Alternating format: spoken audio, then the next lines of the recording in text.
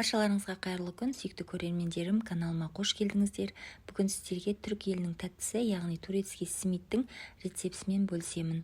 Алдымен құрғақ ыдысымызға жылы су құямыз, оның үстіне құрғақ дрожж саламыз. Келесі кезекте 2 ас қасық шекер және де 1 шай қасық тұзымызды саламыз.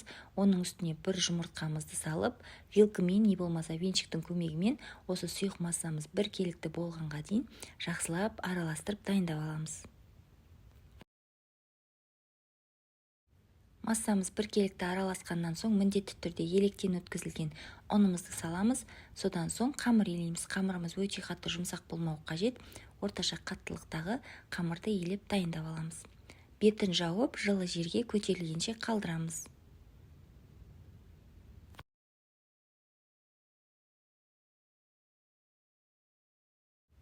Біздің қамырымыз көтерілгенге дейін біз күнжітімізді жақсылап қызарғанша қуырып дайындап аламыз. Табамызды жақсылап қыздырамыз, ешқандай май құймай, құрғақ табада осылай араластырып отырып, күнжітіміз қызарғанға дейін қуырамыз. Көріп тұрғандарыңыздай осылай қызарып қуырылуы қажет. Келесі кезекте біздің қамырымыз көтерілді. Енді осы көтерілген қамырымызды бірнеше бөлікке бөлеміз. Және де формасы жақсы шығу үшін қазір осы видеодағыдай созып дайындап қоямыз.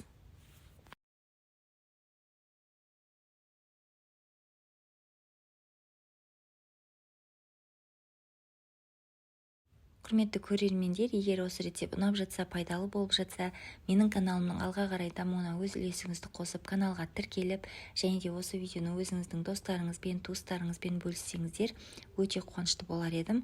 Алдағы уақытта көптеген пайдалы рецепттермен бөлісіп отыратын боламын. Құрметті көрермендер, келесі кезекте біздің қамырымыз жақсы тынғаннан соң осылай қолымыздың көмегімен ұзын етіп созып аламыз.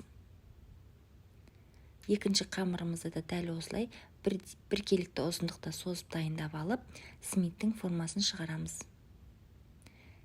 Бас жағын осылай біріктіріп, айқастыра отыра смиттің формасын шығарып дайындап аламыз. Егер қамыр қолыңызға жабысып жатса, алақаныңызды аз ғана майлап жіберсеңіздер болады. Сол кезде формасын шығару ыңғайлы болады.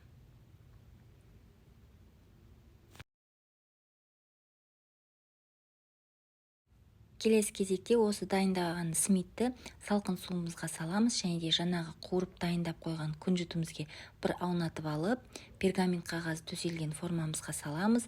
Қызып тұрған печкіде 180 градуста шамамен 20-25 минут аралығында пісіріп аламыз. Сіздерге түсінікті болу үшін қазір тағы да біреуін жасап көрсетемін.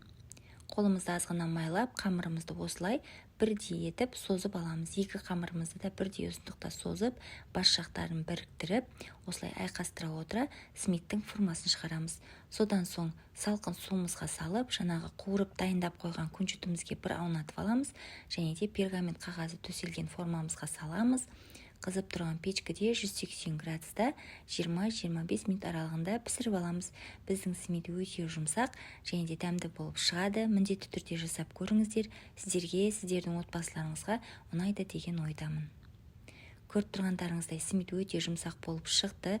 Құрметті көрермендер, егер видеоны соңына дейін қараған болсаңыздар, видеоға лайк басып, астына өз пікіріңізді қалдыруды ұмытпаңыздар. Сіздермен болған Әсел, баршаларыңызға рахмет.